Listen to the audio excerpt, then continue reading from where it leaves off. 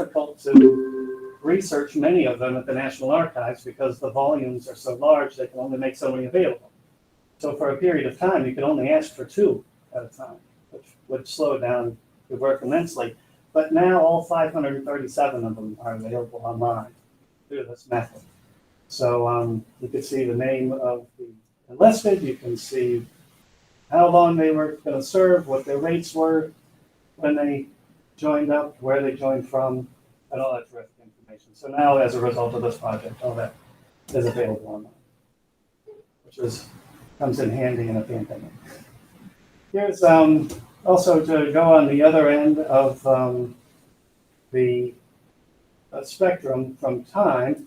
This is the muster roll for the USS Jeannette for 1879. We all know the story of USS Jeannette, right? It was 1879. It was a vessel that was dispatched from San Francisco, sent up to discover the North Pole. They got north of the Arctic Circle and above Siberia, where they were trapped for 21 months. And dutifully during those 21 months, every day they took the air temperature, the water temperature, and barometric pressure. And luckily, that's another story, but the National Archives has those deck logs on their shelves. This is the muster roll for the crew. And unfortunately, only a third of the crew ended up surviving that voyage. And here you can see in pink the notations of the clerks at the Bureau of Navigation who are making notations as to the dates of death of each of the individuals, or if they survived. And these are notations about compensating the families or the survivors of these individuals. And so it really brings history to life to me. And I'm so glad that we had an opportunity to make these records available. Okay, next. Here's a close-up. You can see, you can just make out there on the left, it's the USS Jeannette.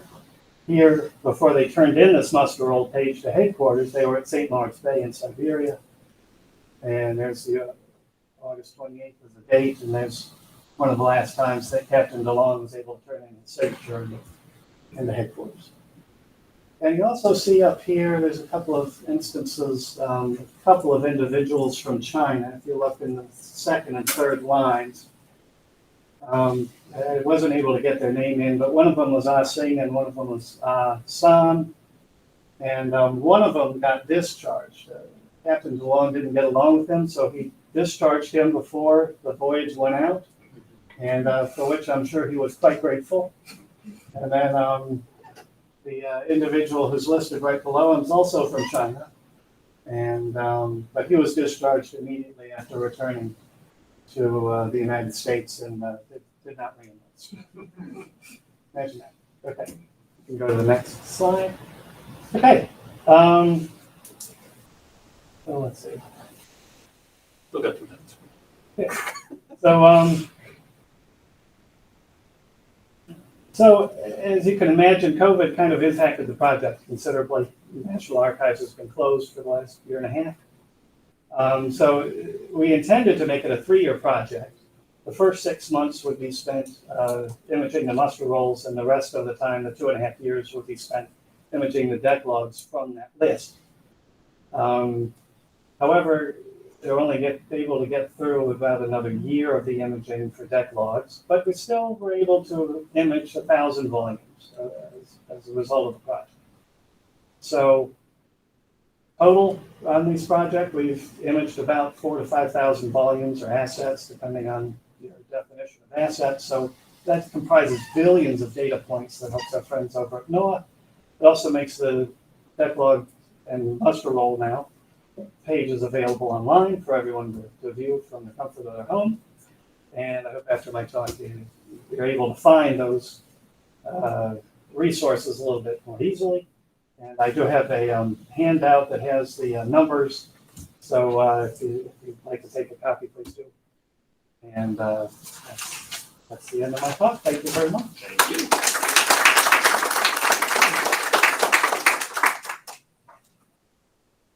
Next, we'll have my boss, Chris Renfro, Director of Naval Museum of the United States Navy, and the Program Manager for the, what's the exact phrase, Campus Program Office. Talk about the vision.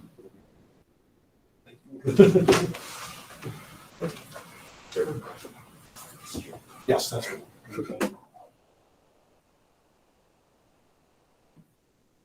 Thanks, Mark, for all that great work and the digitation. That stuff is fascinating. I say this as someone who spent an awful lot of time with Mark in the bowels of the archives trying to work on my dissertation. And he was very generous with his time and looking at my pull slips and saying, no, this is completely wrong. You know, why don't I just fill out your pull slips? This sounds an awful lot easier. So good morning, everybody. I am Chris Renfro. I have the very humbling privilege to be the director of the National Museum of the U.S. Navy and also as director of something called the Campus Program Office, which is simply a very fancy sounding way of saying the initiative to build a new National Museum of the U.S. Navy. And I have to start with an admission of guilt. I am exactly the sort of symposium speaker that when I was running this thing, I used to turn down routinely. Because you would come with prospectus, and Jenny asked me, is there a paper? Are you presenting original research? No and no. I just want a soapbox because I want to talk to my colleagues about the National Museum of the United States Navy. And I used to tell those people, I'm sorry, we don't have any room for you. But apparently, being an alumnus of this place gives you a little bit of privilege, and Jenny was kind enough to give me a position on this panel. I can't think of a better panel than new sources and resources in naval history, because I would like to argue that the National Museum of the U.S. Navy is, of course, a source and a resource for naval history. And I'll talk a little bit more about how we're trying to do that. Can I have the next slide, please? In 1961, then Chief of Naval Operations Arleigh Burke said, hey, we have all this great stuff from the Second World War, and it is obvious to me that we need to display it, and that we need to have a world-class building to display it in. And until we build that building, I have this empty armaments factory on the Washington Navy Yard that we're going to put these things in. The Navy Museum opened in 1963 in Building 76 in the Washington Navy Yard, and it's been there ever since. Next slide, please. I call this the shaming slide. Right. So this is all of the other major service museums, and then I will point out mine on the second to the right there column. Building 76 was in fact built in 1887. It was lengthened and modernized, quote unquote, to its current configuration in 1899. It was the breech mechanism facility. It was the building where gun barrels, which were cast somewhere else, and breech mechanisms, which were built someplace else, came to be married together and turned into a naval gun. The other thing I'll point out on this slide is we do just under 100,000 visitors a year. And I will tell you that that number is somewhat baked because that 94,000 or so, the vast majority of those people are holders of military credentials. And they're in the building to attend a retirement or a promotion or a change of command or something else, and they're on the yard anyway, and they sort of end up in our building. So if you want to talk about an actual number that's sort of mom and pop and the kids coming off the streets to see and experience our Navy's heritage, that number is an infinitesimal percentage of that 94,000. So we're failing in our mission to tell the Navy's story publicly, and we want to do something about that. Next slide, please. I'm privileged to be a part of something called the Naval History and Heritage Command. Many of you are familiar with our organization, and I don't want to spend a lot of time talking about it other than just to point out that we're unique among the military services. Other services have various commands that are associated with their historical mission, whatever that might be, but the Navy is the one that has created an Echelon 2 command reporting directly to the Director of Navy Staff, which combines all of these historical functions, our archives, our museums, the other various things that we do in the world of history and heritage, combine it all into one organization. And what that allows me to powerfully be able to do is to reach back and draw on those resources as we're trying to build the new museum. Next slide, please. just another slide that tells some of the many diverse things that we're responsible for. Next month, we're going to celebrate the 246th birthday of the U.S. Navy at my museum. We're going to have a ceremony there. The Secretary of the Navy will be. 2 days later, the USS Nautilus, which we're also responsible for, is going to be getting underway for the first time in many years and entering dry dock for the first time in years for a complete $41 million, I think that's the number on there, $41 million complete overhaul to keep her updated and safe and available for future generations to see for at least the next 30 to 40 years. Next slide. And just some other things that NHHC has done. I'll let you look at this for a second. Important to many of the people in this room is that we are currently right in the middle of completely rebuilding Building 46 on the Navy Yard and creating a new, modern, updated archives building that is going to hopefully be much more user-friendly. Many of you know, and myself included when I was doing my own archival work, many of you know the challenges of trying to work in the operational archives at NHHC, and we have devoted a lot of money and time to fixing that. And I'm going to come back around to that subject when I talk about the vision for a future campus off the yard for the National Museum. Next slide. What is that site? Well, we've done an awful lot of study, and we've spent an awful lot of money on studies, and we've looked at 64 sites across the United States, and we've paid contractors a great deal of money to analyze all of these sites for us. And the optimal site is, coincidentally enough, about 300 yards from the current museum building on the Washington Navy Yard. It is just out the side gate of the Navy Yard.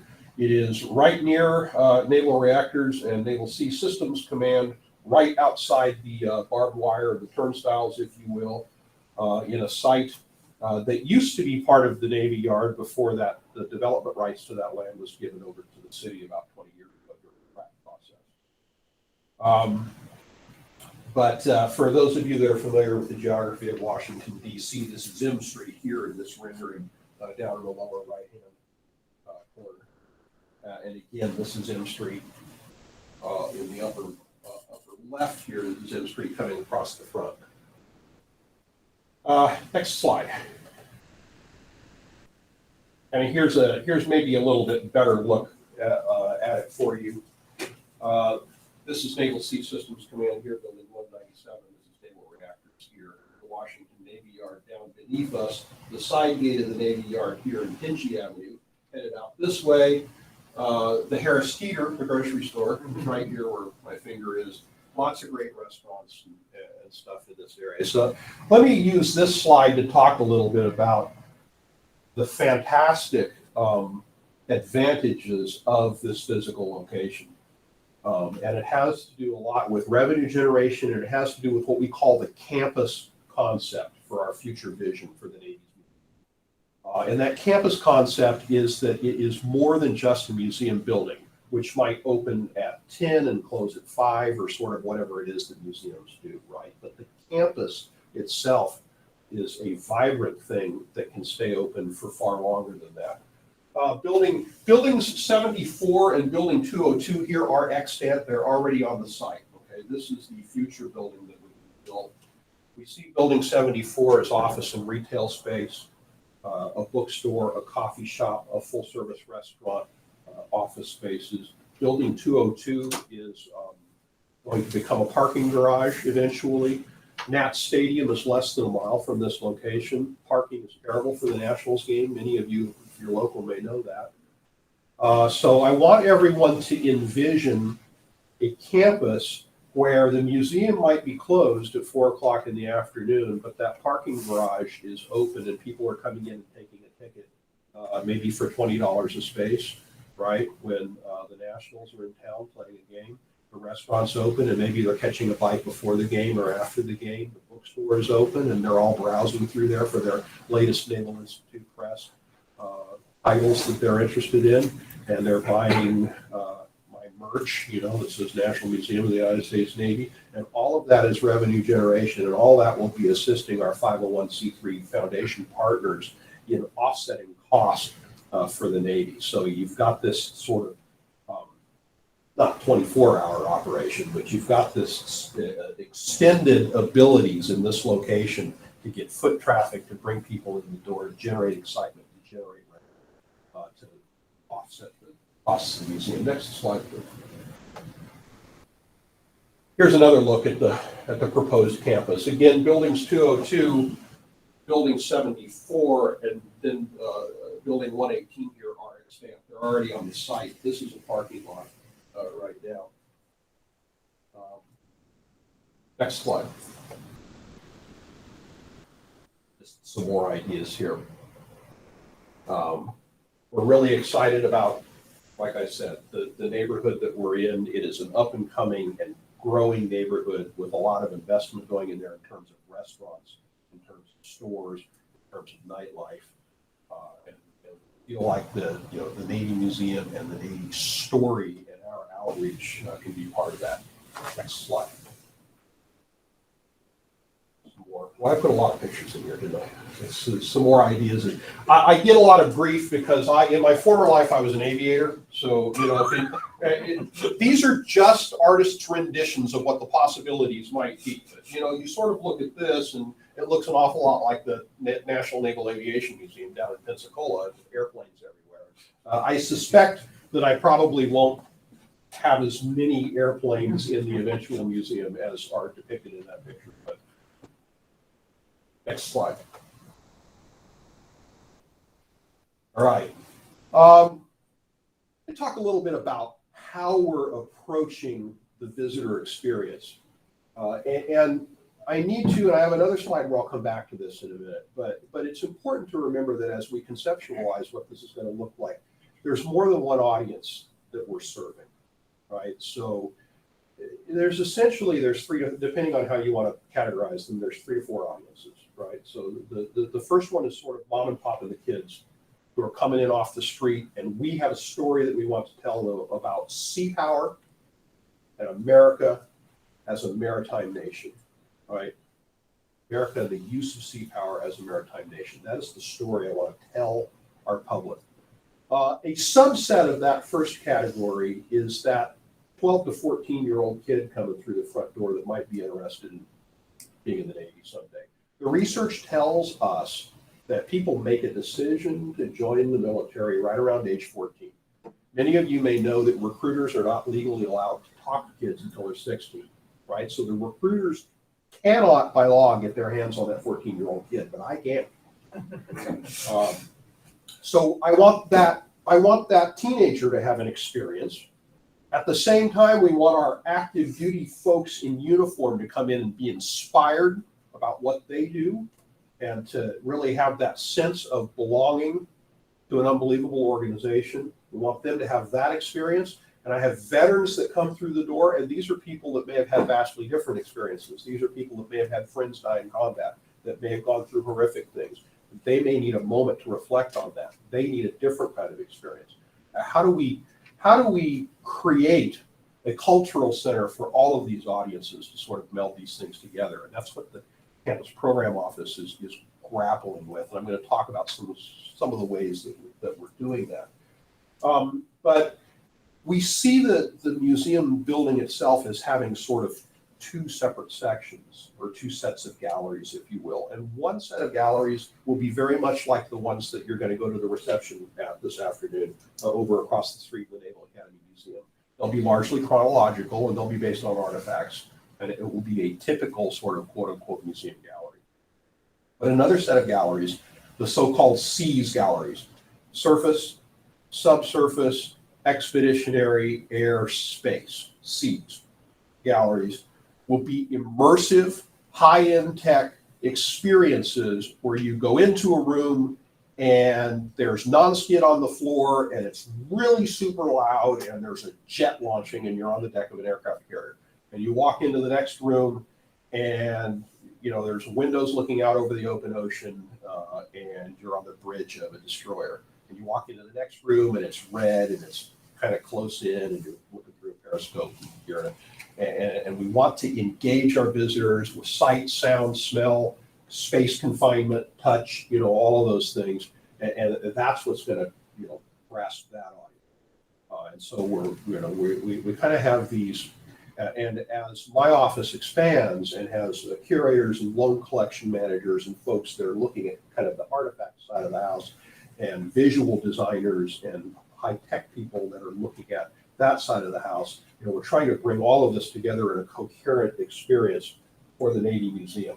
So I'm going to flip. There are several pictures that are artist renderings that I'm just going to kind of go through quickly at this point in the presentation to give you an idea of some of the things that we're thinking about. Again, these are just renderings, and these are concepts right now. You wouldn't believe some of the emails that I get. The Washington Post did an article about this a couple of months ago, and they put a picture of the artist's rendering of the possible new museum building in the Post, and I got so many emails from disgruntled formal. Your building is ugly, and why can't you be like the Marines? And they have this wonderful sort of sculpture building, and you can see it from the highway, and you guys are awful. And I'm like, it's a concept, it's a rendering. So bear with me, we're working on it, right? We'll obviously have a high-tech theater, right? Next slide, please. Yeah, here's some of the things that I was just talking about, and I'll just kind of run through these quickly. Next slide, please. Select your mission. You got to get those. So in the current building, many of you maybe have been in the National Museum of the U.S. Navy, but we have a lot of meta artifacts, and large guns and things like that, and interspersed amongst those, one of the members of the staff had a couple of video games that were his personally, sort of 1980s style video consoles, Sink the Submarine type thing. And he just on a whim sort of brought them in and put them on the exhibit floor thinking they might give. That's the only thing kids flock to. They go right past all the artifacts. I'm like, but this beautiful ship model, we have to talk about this. No, they want to play the submarine game. Next slide. There you are on the bridge of a destroyer trying not to run into something. Next slide. Space Force. Next slide. My boss is a new submariner, so he's very interested in all this stuff. Next slide. I enjoy this one because I have this vision of these school groups and servicing a gun, right? So you got someone with the rammer and someone put the powder charge in. Next slide. Sit in a cockpit and bomb a Japanese carrier. Next slide. And of course, so here's revenue generation, right? Because our 501c3 partners going to say, for $5 you can come sit in this airplane cockpit. Next slide, please. And this gives you an idea. There's 4 or 5 different studies, and you can choose the study you like based on the audience that I'm talking to. And if I'm talking to Congress, I'm like, we're going to do 2.2 million.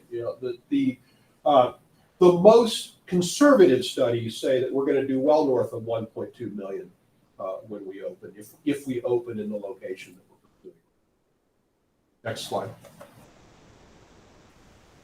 So here's our vision. I've already talked about a lot of this stuff already, but this is a very wordy slide. I'll let you sort of look at it while I just reiterate that we're trying to not only support our active duty warfighters, we're also trying to bring a message of sea power, America, a maritime nation, to a public that the statistics very plainly show us that the Navy is the least understood of the 4 major armed services, right?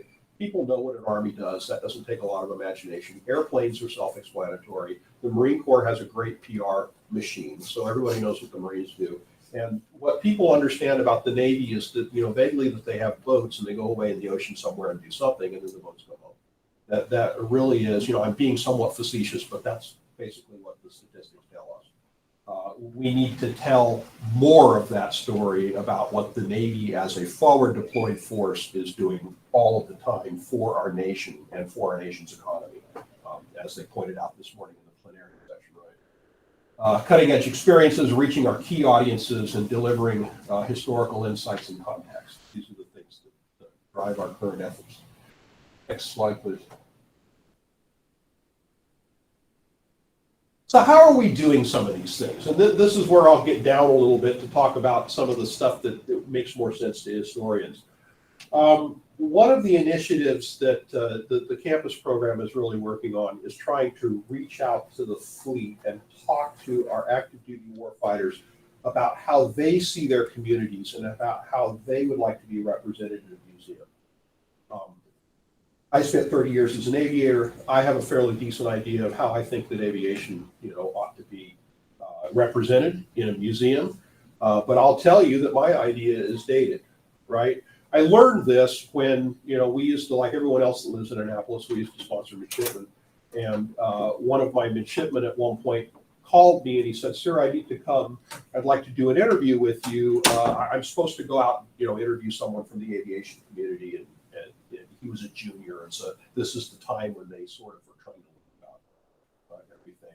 And I said, "Sure, I'd be happy to, for you to come interview me. What do we need to talk about?" "Well, I want you to tell me about the pipeline and, what training is like and what you do and how you become an aviator." And I realized in that moment that the training pipeline was completely different than the one that I went through. All of the airplanes, all of them, including the one that I flew in on active duty, all of the airplanes that I flew in training no longer exist, and they do it in other airplanes, and they do it in different places. And I realized that I knew nothing about the training pipeline or modern aviation or anything else. And so I politely suggested to him that maybe he should interview someone that wasn't 54 years old. But my point in telling that story is that we're trying very hard to make it not sort of the museum people's idea of what should be represented in the museum. So we're going out to the fleet. Earlier this year, in April of this year, we went to Norfolk. We went to the waterfront. We pulled in senior officers, 06 major commanders of cruisers and whatnot. We pulled in JOs. And then we pulled in some historians and museum professionals from the Hampton Roads area. And we talked surface Navy. What are you guys interested in? Earlier last year, we went down to Pensacola. We did the exact thing at the National Naval Aviation Museum. We pulled in aviation 06s. Many of them post-major command, post-CAG tour, CO of the Blue Angels, that sort of folks. We pulled in flight students. Here's a kid who's an ensign and he's learning how to fly. What is your vision of how naval aviation ought to be represented in a museum? We pulled in historians and museum professionals. Interesting, fascinating conversations that we have with these folks. Aviators, what sorts of artifacts do you want to see? Flight jackets and tail lights. Those are things that are important to aviators. Surface guys, what kind of artifacts do you want to see? Stuff that has to do with navigation of a ship. Right, so sextants, ship's chronometers, things. The daily routine is very important to surface guys. The daily routine is not important to aviators. We fly, we eat, we sleep, we get up, we eat some more, we fly. That's the daily routine, right? But for surface sailors, we have XO call and we have morning quarters. And at noon, we have a kid that comes and gives the captain a slip of paper with the ship's position. And we do all these things and we do them every day, and it's our lifeblood, and it's extremely important to those folks. Right? So how do we want to represent that? So this is just an example of the kind of work that we're out there in the fleet doing. We're going to be in Port Hueneme in December. We're going to talk to the Seabees about expeditionary work, some sorts of things. Next slide. These are the kind of questions we're asking them. I alluded to this a little bit. Comes to my attention, Gordon, that clock doesn't work. Doesn't work. So Yeah. how About two, 3 minutes. Yeah. This is what we're asking our focus groups. And like I said, the conversations are fascinating. And I enjoy, as sort of an old guy, I enjoy watching the different groups, the senior officers and the younger kids, and what's important to them. One of the surface junior officers was like, "Guns. There's not enough guns in the museum you have now." Well, I went to the NRA museum and you pull open these drawers, and guns.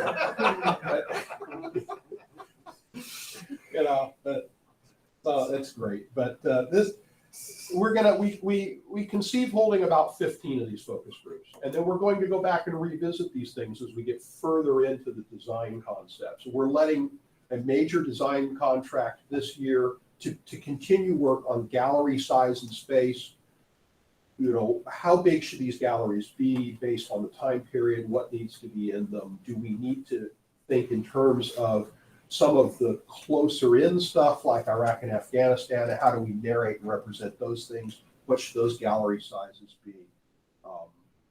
Et cetera. And so we're trying to inform all of that work with these focus groups that we're doing. Next one. Okay. Notional schedule. Boy, would we like to, we're intending to open something in 2025 for the 250th anniversary of the U.S. Navy, right? That something might be a shovel, putting a shovel in the ground. That something might be a ribbon cutting for phase 1 of a multi-phase building. We're not sure yet, but we're working our way there. I'm excited to get the opportunity to sort of share this vision with you guys today. I look forward to questions, to discussion afterwards. Oh, and the one out the door, the one other thing that I wanted to mention for us in the world of research is that part of that campus that I talked about envisions an outlaying or auxiliary operational archives sort of kiosk, if you will, where you can go, you can fill out a pull slip, for lack of a better term. You can say, I need to work on this or whatever, and then you can come get those materials in a non-secure, not having to go through the gate kind of environment.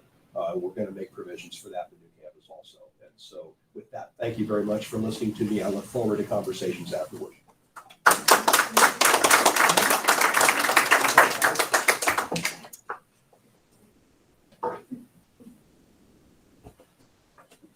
Okay, now Michael Vinder talk to us about the Cold War facilities with the Navy.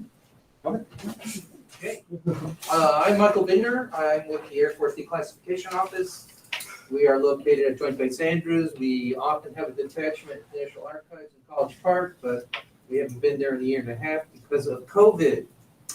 I have no time in the military. I have no connection with the Navy. I am not a historian. I am not a cultural resources professional, but I have studied the Cold War infrastructure for almost 40 years now. 1982, I started with the Army's Nike. I moved then to Air Force anti-satellite weapons. I was involved in the first cultural resources management plan for Pacific Missile Range Facility Parking Sands on the Hawaiian island of Kauai.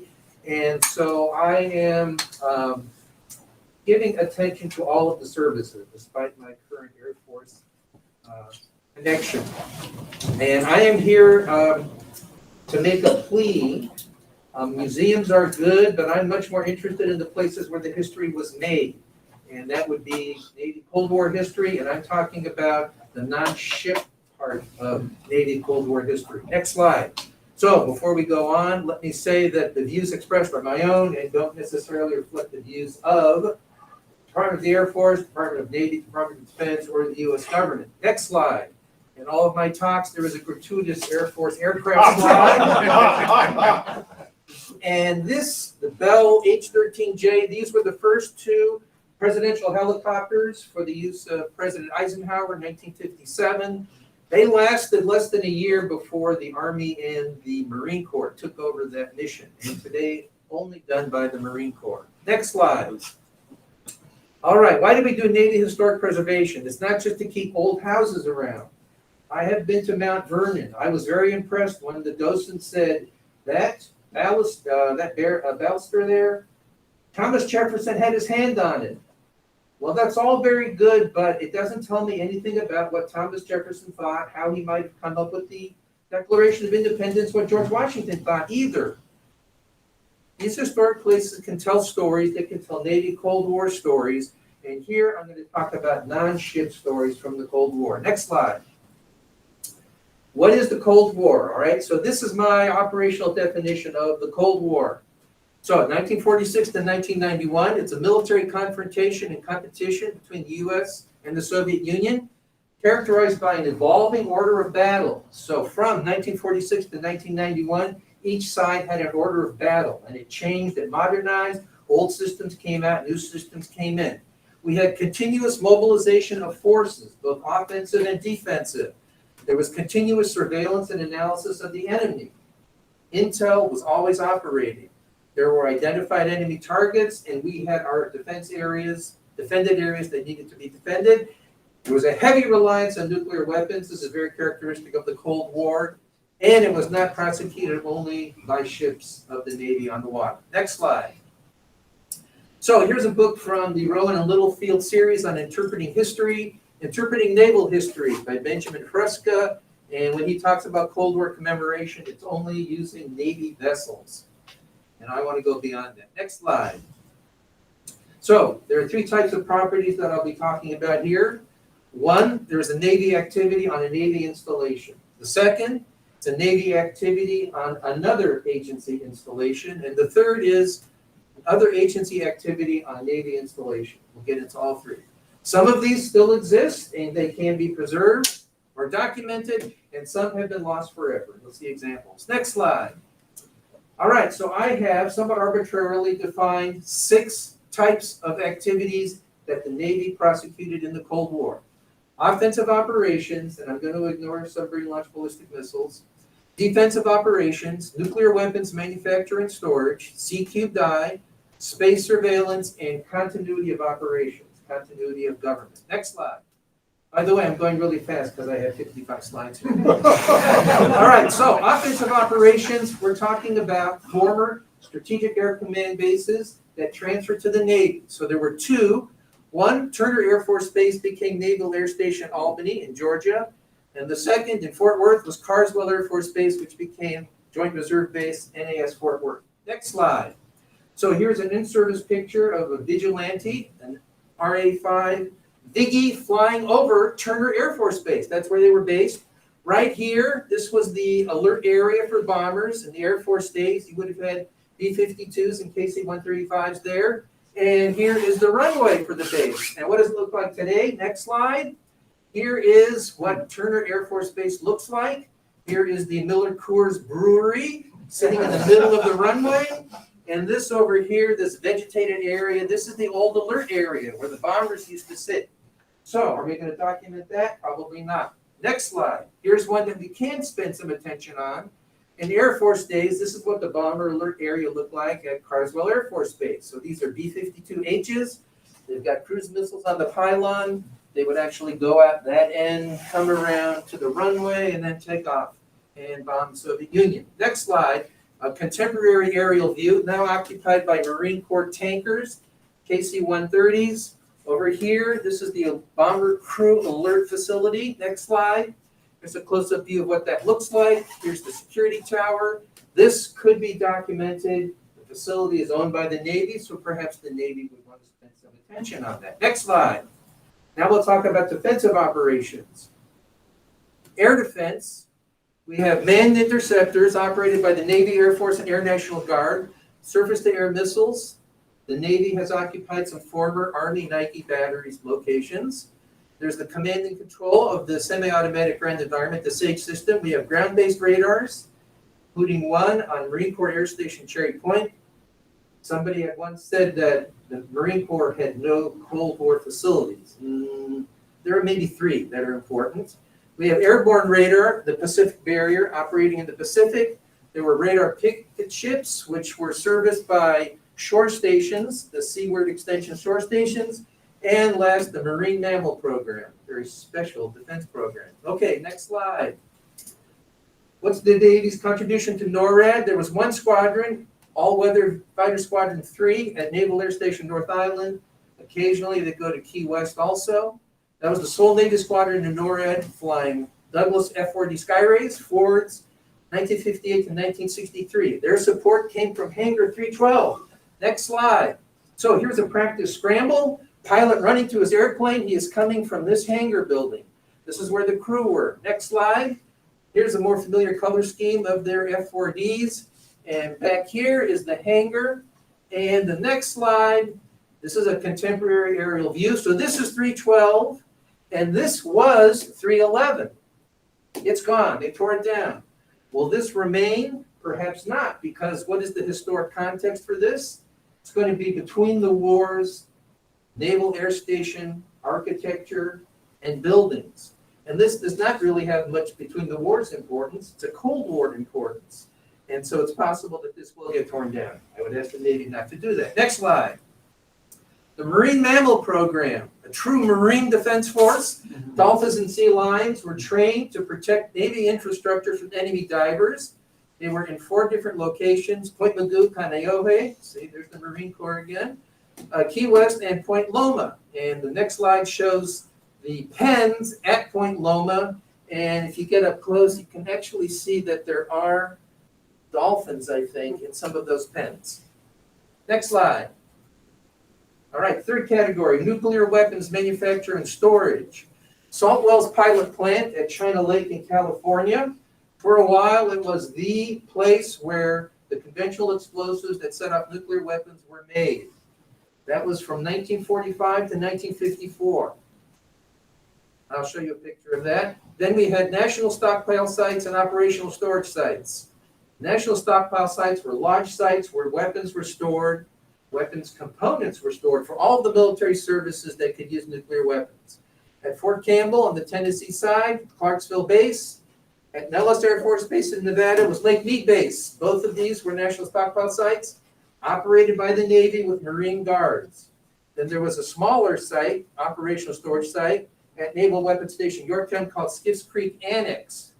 Later, nuclear weapons were distributed to more installations, and you had multiple sites for tactical weapons, such as anti-submarine patrol aircraft. Next slide. So here's the Saltwell's pilot plant. This is where you had conventional explosives melted down and machined to the exact size and specifications for nuclear weapons. They stopped working there in 1954, and it's the desert, and stuff is pretty well preserved, and it sits out there. I think they might have done a little bit of documentation, but it's not on the National Register. That's where I'd like to see it. Next, here's Clarksville Base. The fence all the way around. There are some new buildings that were put in. This used to be the home of the 160th Special Aviation, the Special Operations Aviation Regiment. They moved to the airfield on the north side. These were storage igloos. There are a lot of underground facilities in here where work was done on the early nuclear weapons. Next slide. The Army has documented this place.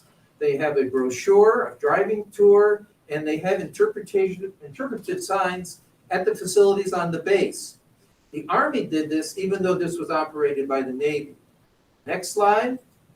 Here's Lake Mead Base on Nellis Air Force Base, operated by the Navy. The Air Force has taken over the whole thing. It's all conventional weapon storage now for their exercises. Perhaps the Navy would like to go back and maybe document their history there. Next slide.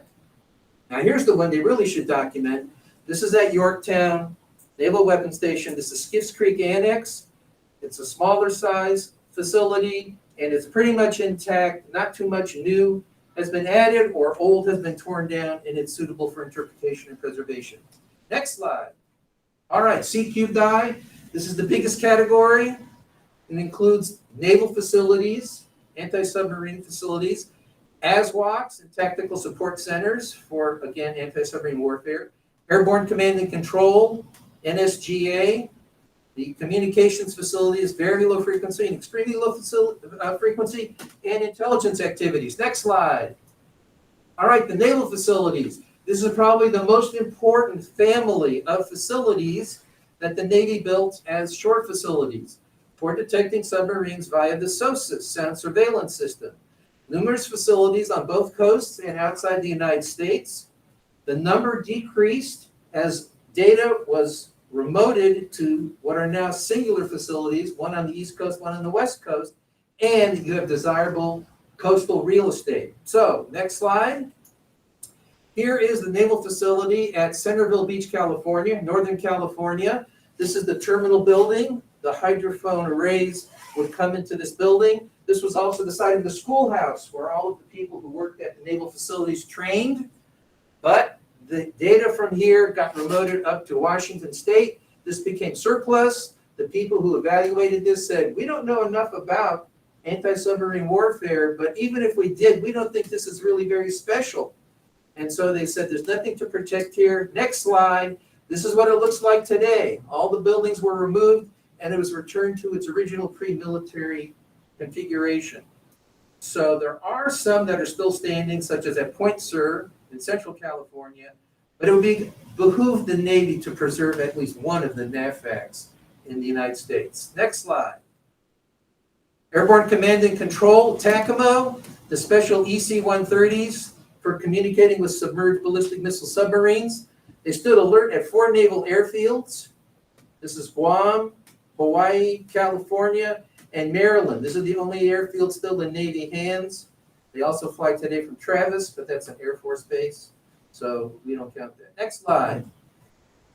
Naval Security Group activity.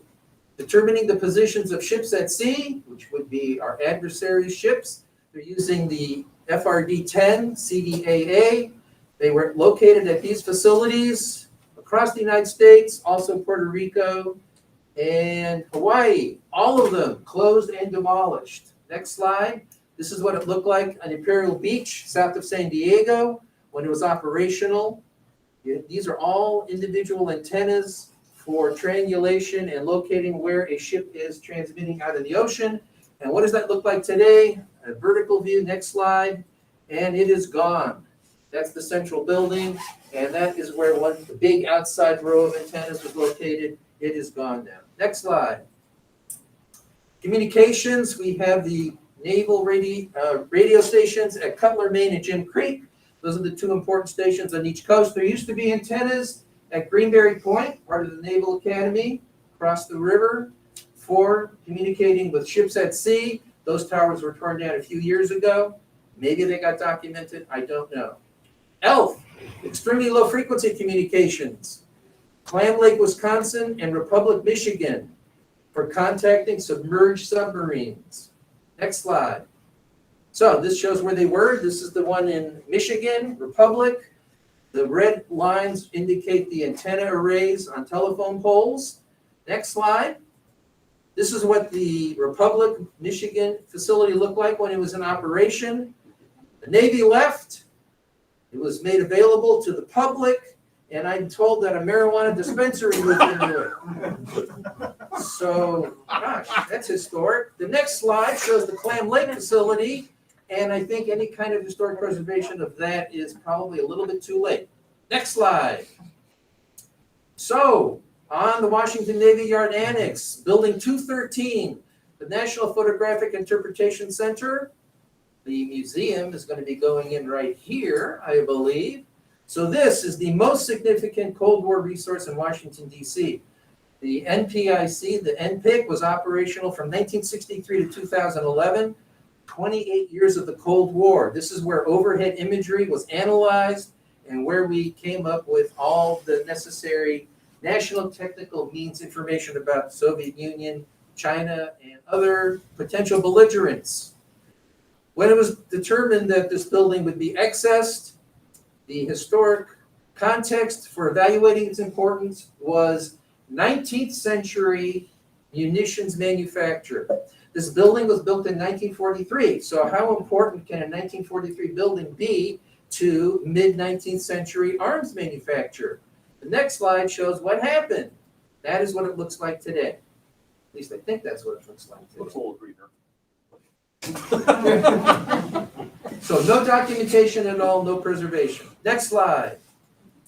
Space tracking, number 5. So we have the Naval Space Surveillance System, NavSpacer, very early system in the late 50s, transferred to the Air Force, now shut down completely. We have the tracking stations for Navy satellites, NAVSOC, the Naval Satellite Operations Center, also facilities operated by NRL, and NASA operated on some Navy facilities. Next. So NAVSOC, the control of the transit satellite. This was the predecessor to GPS for submarine navigation, and the Naval Ocean Surveillance System. There were 4 ground stations originally, Point Mugu, Prospect Harbor, Rosemont, and Wahiawa in Hawaii. These 2 are gone. These 2 still exist. Next slide. So this shows the one at Prospect Harbor. That's what it looks like today, and it's still there. So it's available for documentation. Next slide. This is what the station looked like at Rosemont in Minnesota, And the next slide shows what it looks like today, aerial view. So that station's set right in here and is no longer available for documentation. Next slide. The last category, continuity of operations. With the advancement of nuclear arsenals, it was deemed that the President of the United States was at risk if he was not evacuated from wherever he was staying, such as the White House. Originally, those two Air Force helicopters I showed you at the beginning, they had the mission flying from Washington National Airport. Later, the Army and the Marines took on the mission. Of course, we're dealing with the Navy. So HMX-1, the Marine Helicopter Squadron, had responsibility for flying the President, nominally at Quantico, Turner Field. So again, here's a significant Cold War Marine Corps facility. The White House mission was flown from Anacostia, but the President had Western White House, Florida White House, Lyndon Johnson had his ranch, and the Western White House mission was flying from a Coast Guard facility at San Mateo Point, the Lorenz station. So let's take a look at Anacostia next. So here's an aerial view. These are 3 VH-3 helicopters available for evacuating the White House. I believe they operated out of this hangar, number 91 at NAS Anacostia. Next slide. There's an oblique view, this hangar here. And there are helicopters on the ground. Next slide. So this is what that hangar looks like at night. Picture taken by Paul Freeman. I have tried to get over there and document that myself, but having a hard time finding out who actually owns that building and runs it. Next slide. Here's a picture kindly sent to me by Mark here. A lot of the Coast Guard people couldn't find this picture. This is a historical picture of the Lorenz station at San Mateo Point in California. Nixon's Western White House, you might say, is right over here. So this is the Lorenz antenna right here. Here's the helipad. And these 3 buildings were added for that helicopter operation. Next slide shows it again. So there's the helipad. These buildings were added. This is the path that the President would travel with a golf cart between the helipad and his house. And the next picture shows Nixon doing an imitation of Lewis Hamilton. There he is in his golf cart. And the helipad is probably out here somewhere. And here he's going back to his house. Next slide shows what it looks like today. So that helipad sat right about in here. And so you got housing development. I think this land may now be part of Camp Pendleton. And this was the President's Western White House right here. Right there. So he would come right through here and through that driveway. Okay, next slide. So, this last slide. In conclusion, there's more to naval history than ships and boats. The full history of the Navy's Cold War, you need to look at shore facilities. And a benefit for people who do historic preservation, Cold War facilities tend to be discrete and few in number, maybe a few percent of a total installation, a large installation. If you interpret those and preserve them, you'll have the fullest historical understanding of naval Cold War history while they're still there. So take pride in your Cold War history. The end. And hello, virtual audience.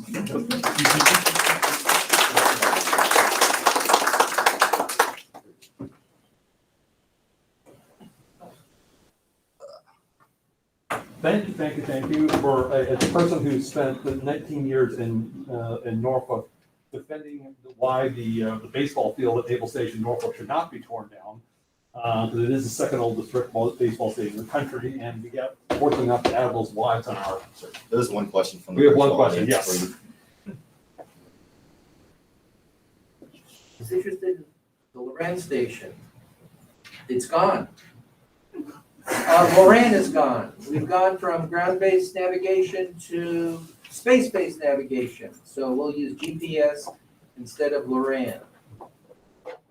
And Mark probably answer that better than I can, since Loren was a Coast Guard program and he is a deputy Coast Guard historian. Well, I'm newly minted. Tomorrow afternoon on Lorenz. There is a Lorenz session tomorrow afternoon. So key in on that. Yeah, we did do some work at Hampton Roads Naval Museum when NADAP Norfolk was unfortunately shut down. I mean, that was such a central part of the community. Several thousand people had worked, and their fathers and their grandfathers had all worked at NADAP Norfolk or worked at NARF Norfolk before that. So that was, yeah, such an important part to the community. So yeah, I agree with you. It does, need to be documented. Any other questions on the other panelists? So I don't even live around here, but I'm assuming at this point that there's absolutely no chance that there will be another historic Navy ship on the waterfront. Well, that's the subject of some discussion, as you might imagine. And certainly there's a significant, portion of people that I work for that feel like any Navy museum has got to have some sort of a ship attached to it that people can wander around on. Our problem specifically on the Anacostia River is the MLK Bridge, which just recently opened and unfortunately is too low to get a ship underneath. I studied the late 19th century. I would personally love to go steal the Olympia and burn it down there, but that, unless we saw the superstructure off, I'm afraid that would be kind of hard. I told you my boss is a submariner, so he has a very simple solution. We're going to bring a submarine in and tie it up at the dock. So, I don't have a great answer for your question other than a lot of discussion, a lot of churn about that, and, more to follow. I read that the Providence was considered now a Navy station ship. The one in Alexander. I don't know. Yeah. I have a question for a museum. Yes, ma'am. My son is 21, he's autistic, and he's in special ed right now. He's finishing up, and he's got, he's visually impaired as well. I like taking him to museums. He likes going to museums, and he learns differently from your average person. Obviously, what does the Navy Museum have that can for my son and for other people with other disabilities? Yeah, so thank you for that question. I have 5 children, 4 of them have special needs, 2 are autistic. So I appreciate your question very much. And what I can tell you that is just, as our design team looks at all of this stuff, certainly sensory rooms, places within the design of the building where you can go be quiet are absolutely a part of things that you can reach out and touch and that would be tactile and not necessarily all of those are things to take into account. My team and I, and I'm going to have other folks raise their hands. Charles Swift is my deputy for the campus program office. And Eddie is in here somewhere. Dr. Eddie Valentin is one of our historians in the campus program. We spend a lot of times going to conferences on museum building, on exhibit building, on exactly the sort of thing that you're talking about and incorporating it into design. So, yes. Yeah, is it Mr. Vinder or Vinder? Vinder. Vinder. Jonathan Siobhan, I used to teach here at the Naval Academy, and your presentation, when you got to the JRB Fort Worth, it's really, I'm curious about that just as an example. I'm a reservist, spent a lot of time there, the Fort Worth installation, a huge base, as I'm sure you know. Just kind of as a general way of explaining, what, for example, at that base would you want to do? What would you like, how would you approach that installation as an example for all the others? Well, I'll tell you what the Air Force is doing. They are finishing up a National Historic Landmark designation for that same small area at Mountain Home Air Force Base in Idaho. At Mountain Home, Air Force, so Mountain Home had B-47 bombers with that alert facility for about 5 years, 1960 to 1965. The Carswell, the Fort Worth facility had bombers from, let's say, 1957, 1958 to 1991. Much longer period of time, more different kinds of aircraft. To me, has more historical significance than the one at Mountain Home. So they could make it an NHL designation. They could ask to have it put on the National Register, just that area. They could do signage, perhaps, of people who visit the base, just as the people who would perhaps visit Clarksville Base at Fort Campbell. Not everybody gets on the base, but the people who who do, they can drive around there and see the signs interpreting the different facilities. So that's what they could do there. One of the things we did at Hampton Roads Naval Museum, when the Navy wanted to, at Naval Air Station Norfolk, they had hangars which dated back to World War II for the anti-submarine warfare aircraft. And rightfully, the Naval Aviation Committee is like, we need some updated hangars that are not about to fall down. And so they wanted to tear them down, but they did have to document them. And then we helped them along with that. And the main thing was websites. Websites are a big tool. We did a whole lesson plan called Supporting Searchers about the anti-submarine warfare campaign out of Norfolk and how the flying boats participated in that campaign. And then the people who get involved also, you have to get involved with the State Historic Preservation Officer. A state official will come on to actually have some kind of authority over a federal facility to say, yes, that I am satisfied that, especially if it is designated in a historic district, I am satisfied you have documented the facility, now you may tear it down. And they've since done that. But websites is one big way we were able to help them get compliance with what's called Section 106 rules. I'm a Coast Guard, so I regret that part of it, but I feel you're paying with the museum, you're paying, I was a 30-year Coastie, my son just retired from the Coast Guard with 20, we speak a different language. Or I was looking at your remarks about the focus groups you're doing over your facility. I saw senior officers and JOs. How much are you talking to your E5s and your Master Chiefs? Yeah, so we're doing that also. We didn't, in that particular one that I chose a sample slide for the surface groups, we didn't have an enlisted focus group. So a couple of lines of attack there. One, when we went to talk to the submarine folks up in Groton, we did do a special focus group for enlisted submarine sailors, which was a fantastic group.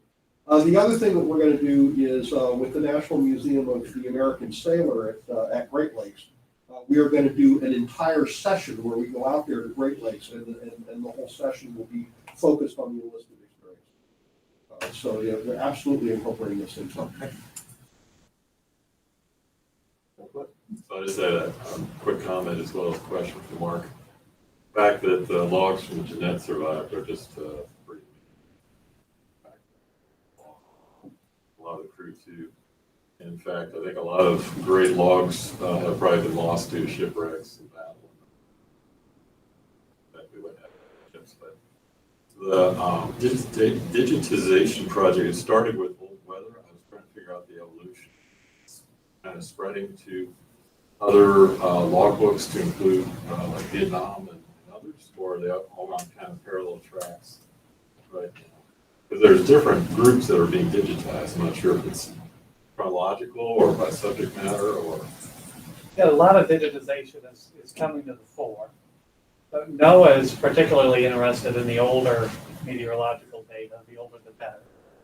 But the more recent Vietnam era digitization that happened with the U.S. Navy, and I think it's going on with the Coast Guard, that was all came through the VA. VA needed documentation in order to support claims for VA. And so we had a couple of meetings at the NHHC with people from the VA, and they were interested in whatever the Navy deck logs that were available at NARA.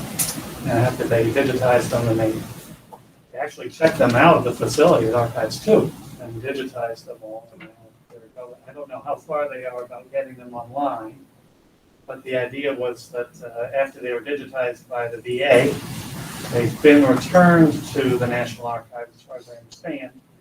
And I think a lot of them are available online now, at least for the Navy. And they also went back and digitized all the Coast Guard deck logs as well, from 1955, 1956, up through at least 72. And I think because of COVID, the posting of those has not happened. I believe a lot of the digitization has occurred, and the VA has their copy of the images. I believe the materials have been returned to the archives. but we're still waiting for them to post. And that's all Coast Guard vessels, stations, everything. Amazing. So it kind of depends on which partner agency want what they want. They can help out to get the work done because there's not enough staff at the army. That's, So it's all whether NOAA or the VA or perhaps. it started before old weather. It started as a scan on demand in-house. So anytime the vet needed some records for a claim, then someone on staff would find that month that they needed, go ahead and scan the whole month. And it snowballed from there, but then we had this ability NARA had the ability to partner with other agencies and then kind of really get the ball going, speed up the process.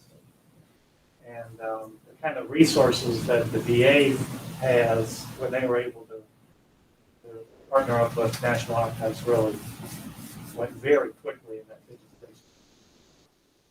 Cracked open a lot of records.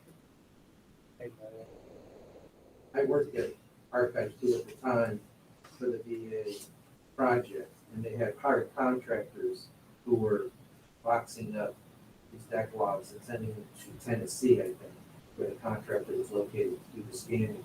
And it was mainly, I believe, for Agent Orange claims. Any other questions? One comment for people interested in DeLong and Jeanette, the Naval Academy Museum just across the street has DeLong's journal on display, along with a few other DeLong items. And I have a question for Mr. Vinder. Does the Air Force have an equivalent of like a state historic preservation officer? Like what are the mechanics for, who does the nomination? What is this generated out of, say for Mountain Home? How does it work? How did that work? Yeah. The Park Service, they're the keepers of the National Register, and they also decide on National Historic Landmarks. And so the Park Service decided, based upon the law that was passed, so Congress was the instigator, they needed to take a look at Cold War facilities, Cold War properties. I'm on the Cold War Advisory Committee, so they're preparing a handbook, Cold War handbook, and a Cold War theme study, but it will be the Park Service that will decide. A person at the Park Service was going around and trying to figure out which are the unmodified facilities, bomber alert facilities. A lot of them have been torn down, many of them have been modified beyond recognition, but he came up with a short list, and it turns out that the commander at Mountain Home is very amenable to doing this. The State Historic Preservation Officer in Idaho is really excited about having a dedication ceremony for when the designation becomes final. And so you have to have different partners for collaborating. I know the case of materials on Naval Station Norfolk, it was the State Historic Preservation Office, the Portsmouth, the regional office in Portsmouth going, excuse me, what are you doing? Kind of nudging Navy and military leadership, like, what are you doing about those things? I got word through the grapevine that you might be tearing down those buildings. And then they would come to the museum going, please help us, advise us. No. The Navy knows the most about its own facilities, so you would hope that the Navy would take the lead. State Historic Preservation Officers tell us. Yes. Oh, question for Mike. Does designation as a historic landmark or historic site prevent its adaptive reuse, like at Naval Air Station Alameda and the North, using the hangar or other purposes? In the private sector, it doesn't, but there is more of a problem with trying to do that in the public sector, on the National Register. It doesn't stop it from happening, though. What will happen is then they'll document it. They'll do maybe a historic American building survey or a historic American ancient record study, and they'll take pictures and they'll have a history of it, and then they'll let them tear it down. We preserve Civil War battlefields, big chunks of land. We preserve Revolutionary War battlefields, big chunks of land. For some of these installations, I'm talking about a building or two. Not that much.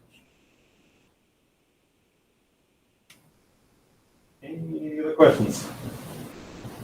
Well, thank you all for coming. It's 10:25. We have 5 minutes for our next session. Thank you all for coming. Thank you all for presenting.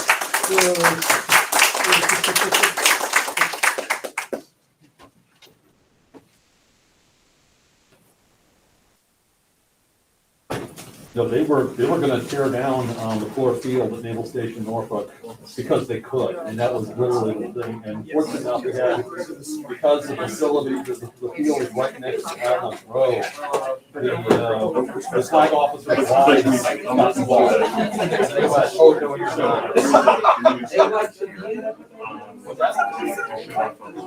They like to do that. I'm gonna be introducing.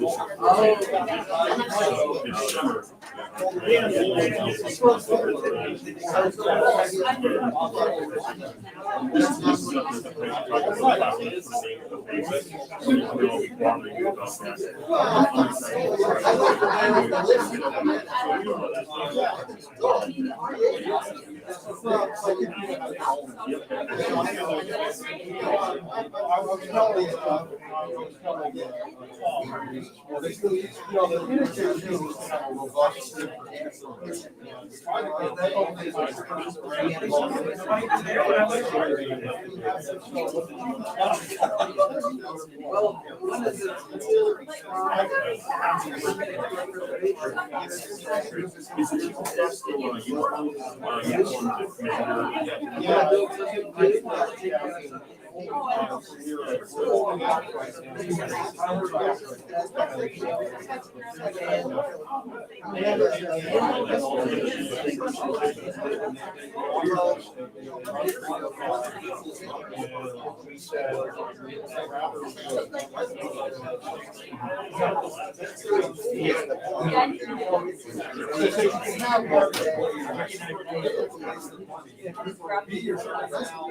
Progress on, obviously, it's very public facing.